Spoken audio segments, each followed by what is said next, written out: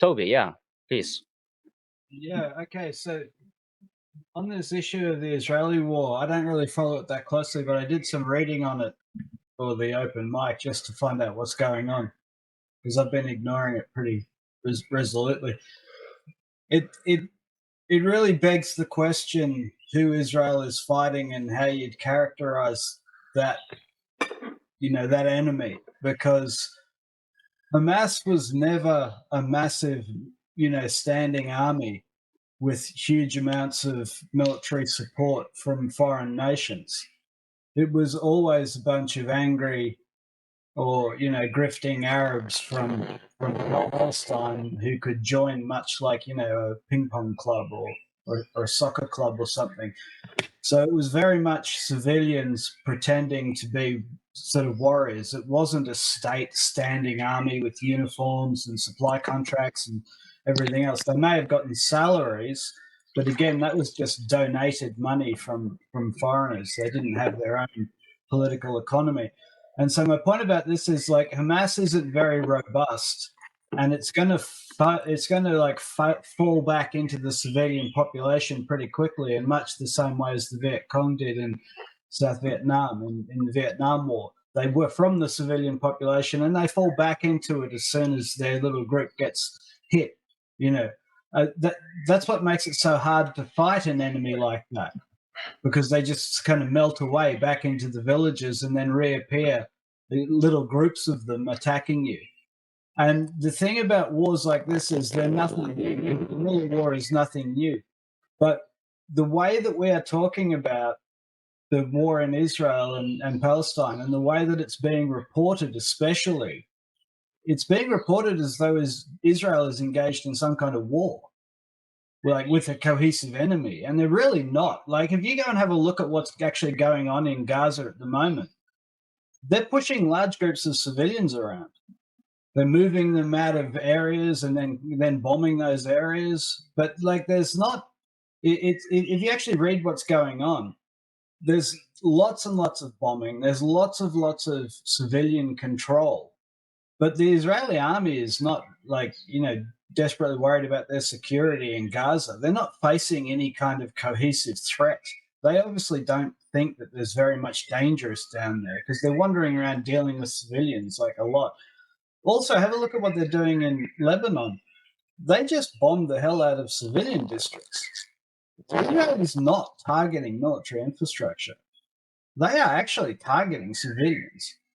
Now, I don't say that to say, oh, it's so bad, like, because I sort of turn my back on that whole region and war. But at the same time, let's not be under any, misapprehension.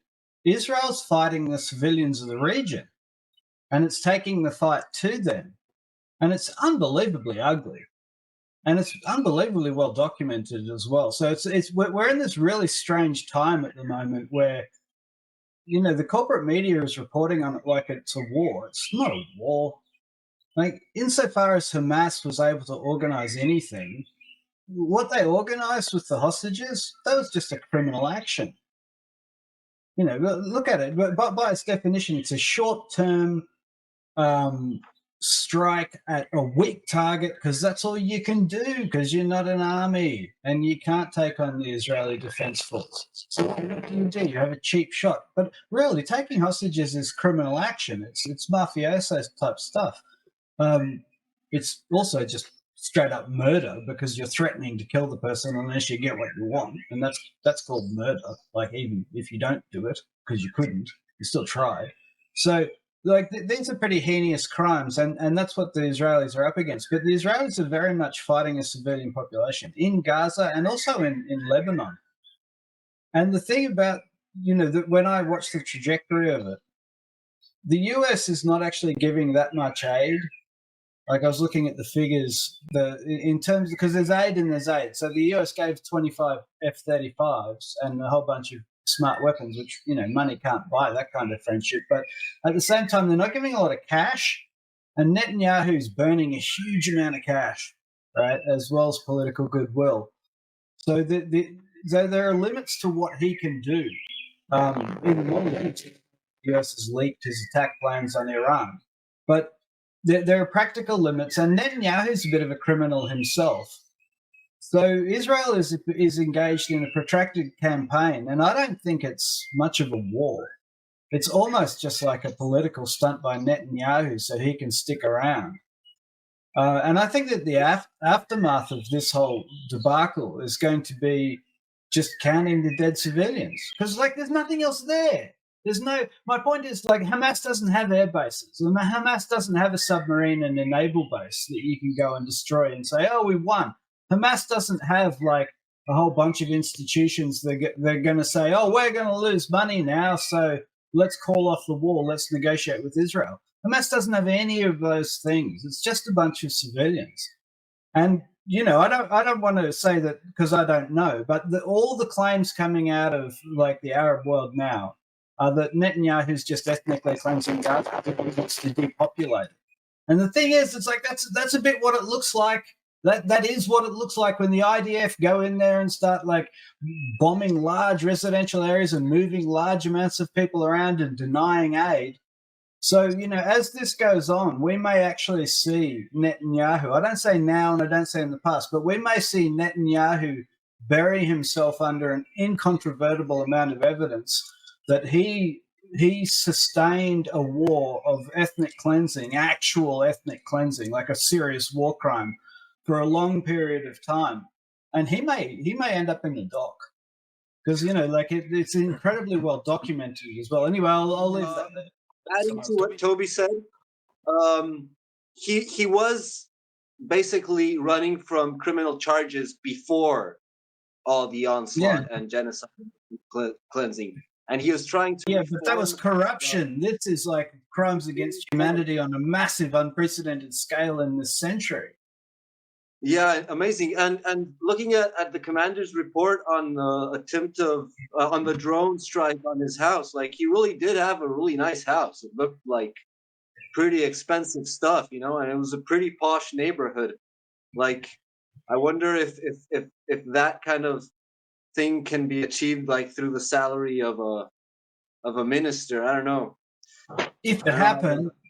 I mean, if that's the case, it's just like America. They get paid $174,000 a year, but they're all multi-millionaires 10 times over. Yeah, well, but he was being prosecuted, and he was trying to reform the judicial system and the Supreme Court, and he was getting a massive social backlash for that. So yeah, his neck is on the line, and he's going to continue pushing. It was a bit more advanced than that, Gabriel. The case against him was very large and had been going on for years. And when he decided to kick this conflict off, they'd finished hearing all the witnesses, so all the evidence was in. And legally speaking, at least this is what I read from the legal literature in Israel. At that point in the court case, everybody knows what's going to happen, and he was cooked. So the timing of his legal jeopardy and this conflict is, pretty suspicious. It paints a very obvious picture of what we're seeing, and that's kind of diabolical, right? The idea that one man, to save his own skin, has decided to create a narrative that involves ethnic cleansing and just thousands and thousands of dead civilians. One big problem with that one. He's a monster modern age, and I'm really interested to see how the American political system treats him, not just the Democrats but also Trump, because Netanyahu has become a monster of the modern age. He is dripping with blood. Right? But hold on, doesn't that presuppose that Netanyahu actually has, because he wouldn't be charged with corruption if he was having supreme power, right? So if you take Lebanon, for example, here, Hezbollah just launched the missiles the day after on the 8th of October in solidarity. Now you may say, sure, that was symbolic. That's true. I would agree. But, once you start getting into military things, that's not something the politicians usually make a decision on. That's the military. Right, so the Netanyahu may have been part in declaring war, for example, but as to how to persecute the war and all those kind of things, he has a lot of internal tension. So I kind of doubt a little bit that he will have the power sufficiently to just perpetuate the war on a whim to avoid charges. Just quit. Yeah, I wanted to comment. Have a look at what's happening. His defense minister just quit. Right, people are moving away from Netanyahu. But he's got absolute control of this war machine that he's started. Like, I don't think you're paying attention, Coping. Netanyahu is a massively important actor in all this. And look at the way the US is treating him, right? The Democrats are standing away. Trump doesn't like him, right? And this is going to get a lot worse. We're not reading about it in the mass media, but if you go read, there is an absolute slaughter going on, not only now in Gaza, but also in Lebanon. And the thing is, you can pretend it's not there, but it's being unbelievably well documented by thousands of doctors and other Westerners and age agencies, but also the Chinese and Koreans, and everybody can see what's going on. It's not it's hard to hide. I mean, look at what Netanyahu was doing when he was younger. The dude's a stone cold killer. He knows what he's about. Yeah. Yeah, but like, I don't know how Trump's going to treat him, because Trump has got a competent PR team, and Netanyahu's becoming a monster on the international stage. And like your point about Israel's not a totalitarian monarchy, that's true, right? And that's why I expect Israel to get rid of Netanyahu, like sooner rather than later. And like Mossad that does it, right? Because I don't think Trump wants to stand next to that man. Like, let me add something to that real quick. Yeah. Like the Israeli government isn't a monarchy, but it is like a theocratic, fascistic state composed of religious fanatics, and so like Netanyahu's probably not like that on this, because like he has the army against him, and so like the only way he can push the army against its will is by a massive consensus in the Israeli government. And I think that he's using this to save his skin, but he's actually pushing on, he's using it to save his skin because he's pushing on this ancient fantasy of most of the establishment of the government. He's pushing on this fantasy of the greater Israel and the ethnic cleansing of all these impure peoples that are surrounding us. And so that's why he's been able to continue pushing it on. And that's what saved his skin, not because he's in charge, but because he's selling this product of the slaughter of the goy to his own fanatical government. And that's his alliances that are propping him up, because they're using him to burn out. He's already destroyed his public image, so they can use him to burn him out and push on that plan. So go ahead, whoever's next. He has also support from the Israeli public a lot of. Also, his war is not like they are very critical, or with his war crimes, or they care about the Israeli image in the world. I think he has a big chunk of the Israeli population behind his war also. They want to see blood, they want to see revenge, and that makes it, I think, a better position for him. But I can't see how he will escape the charges that were there before the October 7th. And the new ones since are international on a daily basis. Would you say the people leaving Israel, the Israelis that are leaving, they're probably the ones that aren't on board? Everybody that's staying is kind of scared. For the most part, that's fair. Also, the tens of thousands of people who were protesting against Netanyahu and his fanatics. Israel does have a political life, and this was reported. There are a lot of Israelis who voice opposition. It's not a monolithic society. Yeah, but it's pretty monolithic on the Palestinian issue. I mean, it's not monolithic on its. I'm not sure it is. I mean, I've met a shit ton of Israelis. I worked in tourism here. Me too. You get 3 Jews, you've got 4 opinions. So this is why I don't think that you're going to have consensus in Israel. They're not a consensus type vote. Yeah, on the Palestinian issues, they're pretty consensus. I'm pretty sure there's no consensus on the internal policies and if it's going to be more. I have not met an Israeli who is so detestable that, and I've met quite a few Israelis and Jews, but I've never met one who's so detestable that they openly advocate for ethnic cleansing and the slaughter of civilians. So, let's be realistic. Let's demonize Israelis. Israelis are just like the middle class. The middle class Israelis are like the middle class in the UK, the US, anywhere else. No, but because that's where they're from, right? Or Russia. and they're not into the slaughter of civilians. Yeah, but they don't believe it. That's the thing. They're into Well, I don't think they're into it privately either. The Palestinians. That to me But is like they don't believe demonizing it's the an ethnic people. cleansing.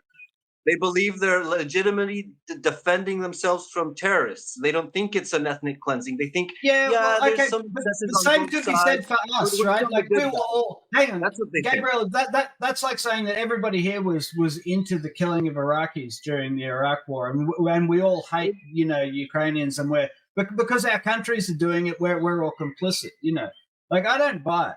I don't buy that. And the thing is, once you start talking about all the Israelis being one thing, it's like, well, you've just stepped into an ethnic hate war yourself, No, not at all. I'm talking about the capacity for propagandization of a population. I'm not talking about like and I think that it's very small in Israel. Israel is full of like educated people that argue all the time. Those people are successful. Let me flesh out slightly what I'm trying to say. Like I've met Israelis from all social classes and character, like very different apart, and they're like, some of them are super liberal, some of them are like really hardcore military brainwashed people, but they all agree on that they're like on the good side. They have different views, but they all think they're the good guys. It's like the same with the Iraqi war. Like, yeah, there were some Americans that were against it and stuff, but they all pretty much agreed that the Arabs were bad and that we're good, and that what we're doing is somehow justified. Like it has some explanation, it has some reasoning behind it.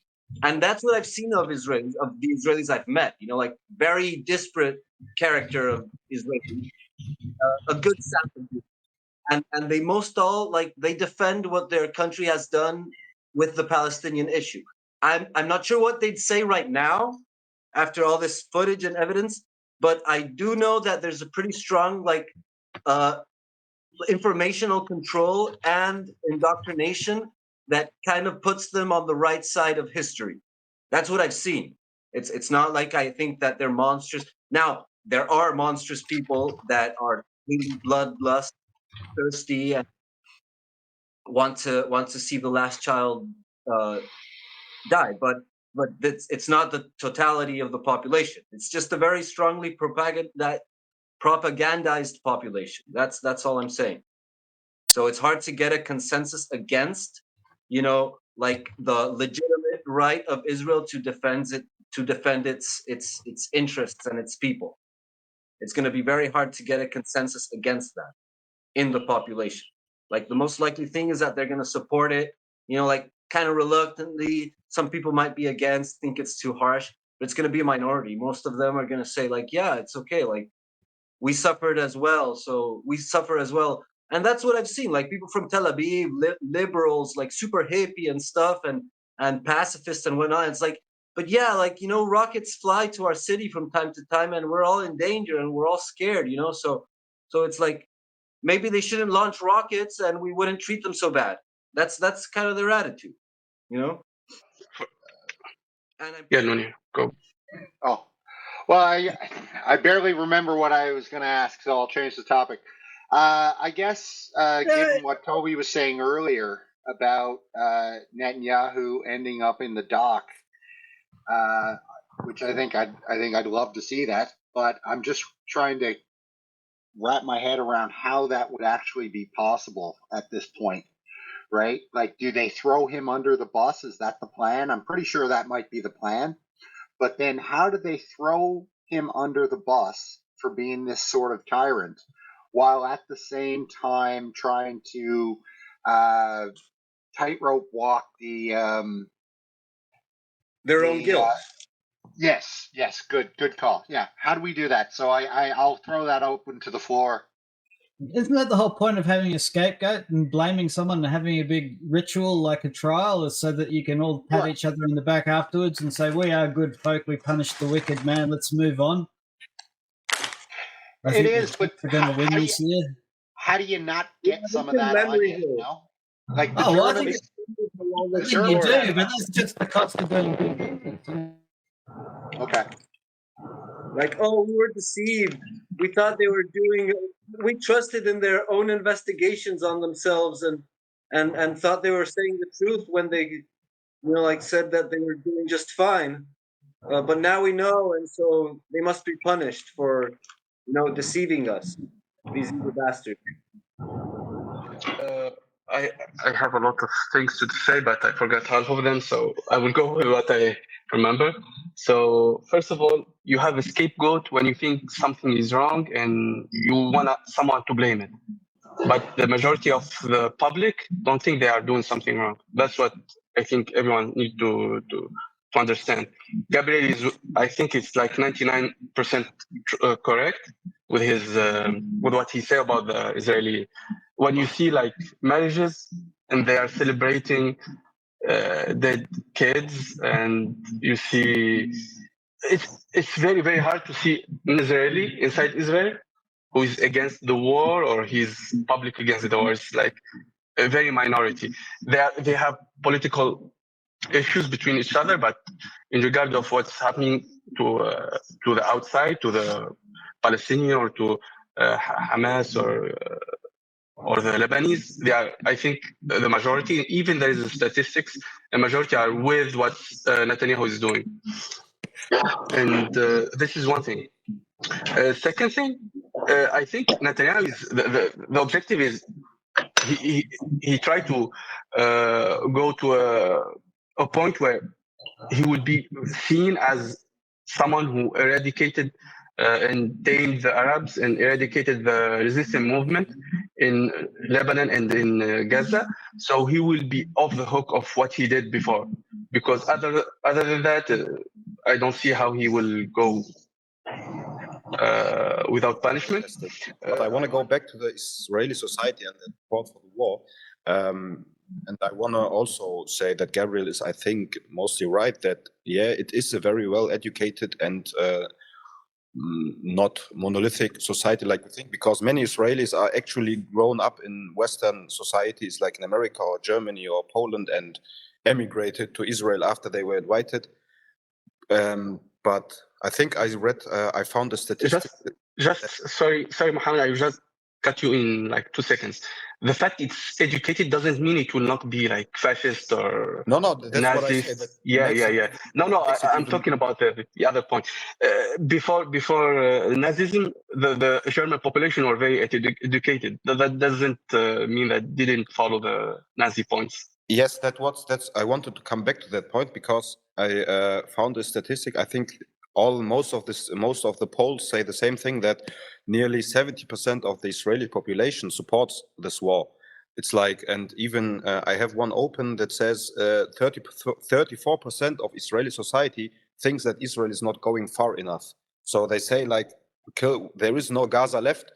Let's make even less of Gaza left, which is completely delusional, and which is even worse because they're educated people and they still eat into this propaganda of we are fighting an existential war, and for that we have to wipe out our enemy. And many people say that it's not a genocide because they aren't.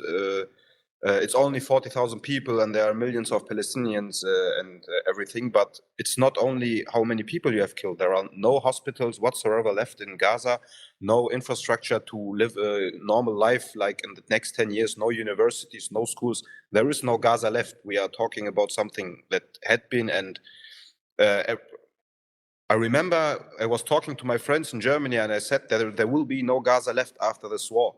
It was like 10th October, the war just had started, and I say, nah, they won't do this, they won't attack civilian infrastructure, they won't attack hospitals, etc., etc. Al-Shifa was bombed by the PLO and it was a Hamas rocket that destroyed the whole Al-Shifa hospital or the parking lot of the Shivas, which was a blatant lie. Everyone knew that Hamas rockets don't have the capability that did the destruction there. But yeah, it's. And just another thing, Mohammed, is what's happening now in the north side of Gaza. It's like there's 300,000 people. They were cut. There is like, I think there is no food for 10 days now, or food, no water. And they want just to get rid of all that area, whether it's by food or by bombing. Continue. One question, Nika. You wrote that you're from Wokeland. What is Wokeland? Are you also from Germany? No, the other Wokeland, Canada.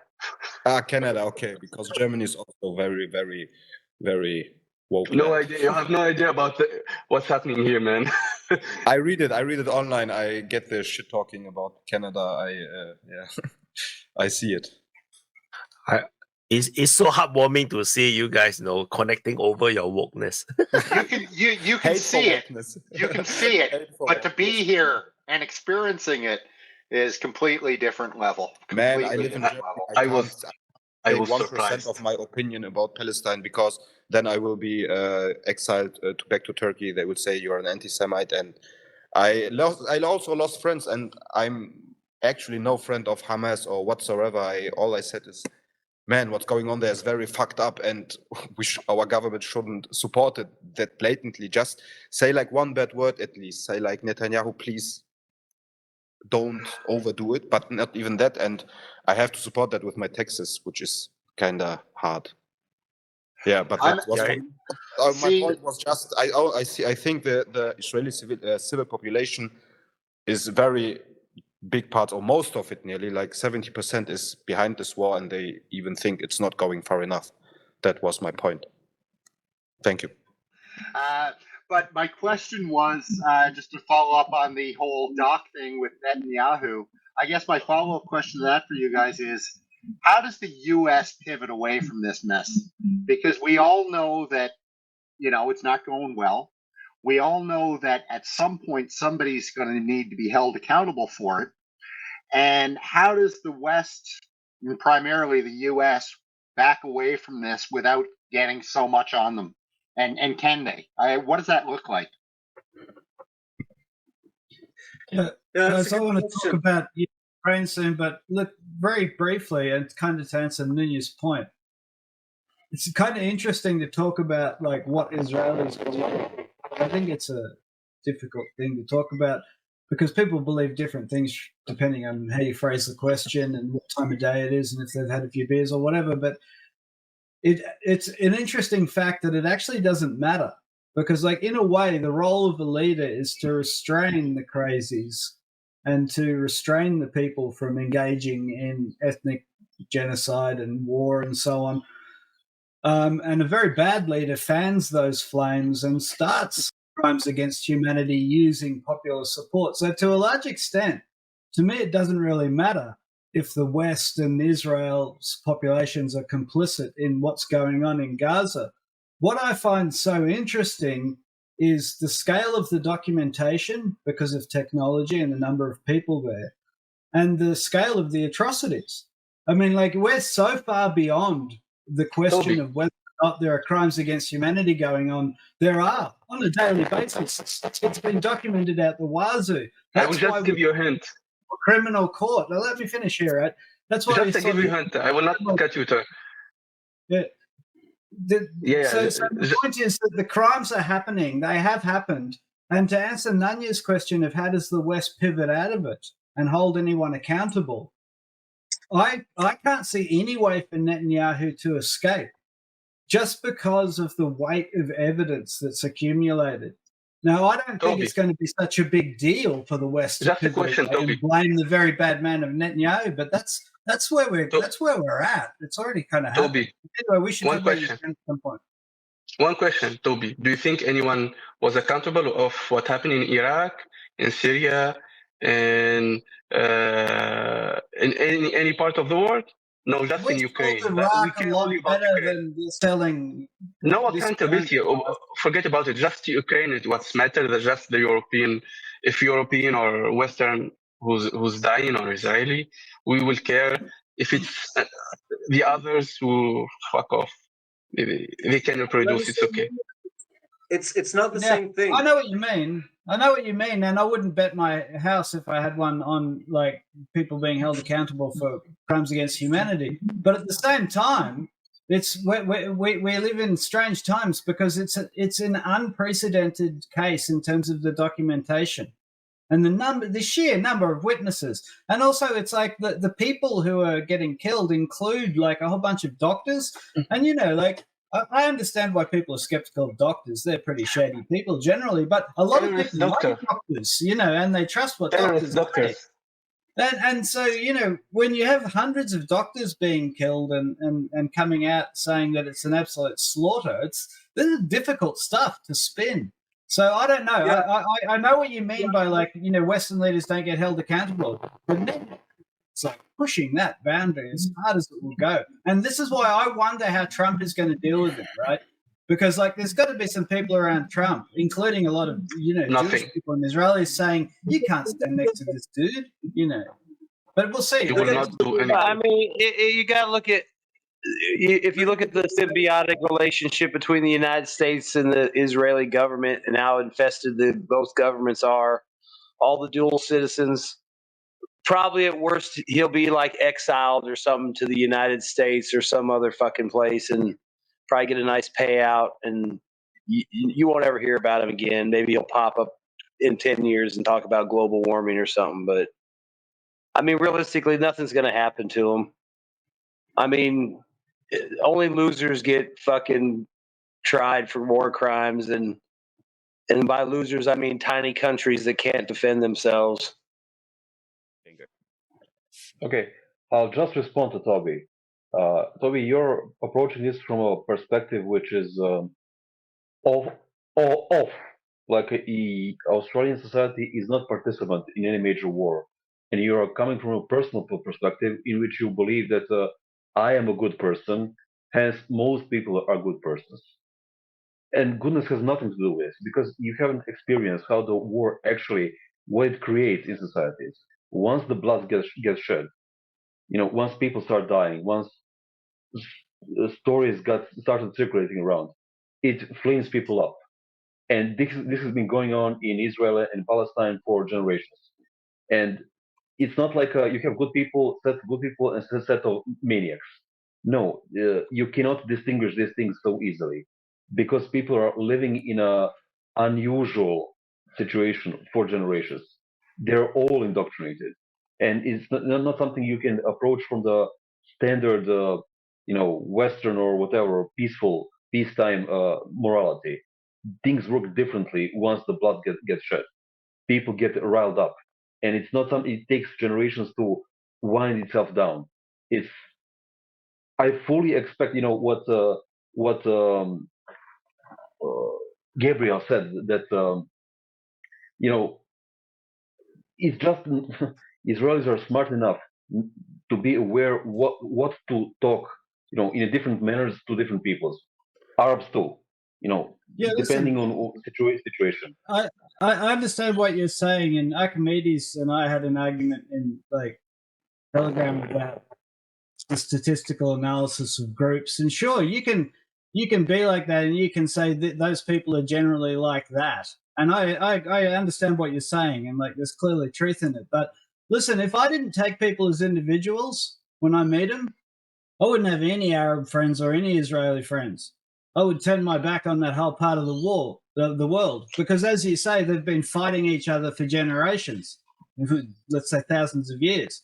So, if I don't take people as individuals and give each individual room to have an individual stance and moral credibility as a good person, I would hate all those folks, right? And I'd be a zealot myself. So, I do understand what you're saying about the complicity of the Israeli public. Yeah, and sure, I'm not going to argue against that. I don't know much about it, and it's very likely possible. And what you say about war, war has this effect. It galvanizes people into hateful positions. That is true. I acknowledge that. But at the same time, there is such a thing as the individual. And if there isn't, we live in a very bleak place. But you know what you said there, Toby, was very wholesome, very heartwarming. It was very good for my coping. So thank you much for your kind words.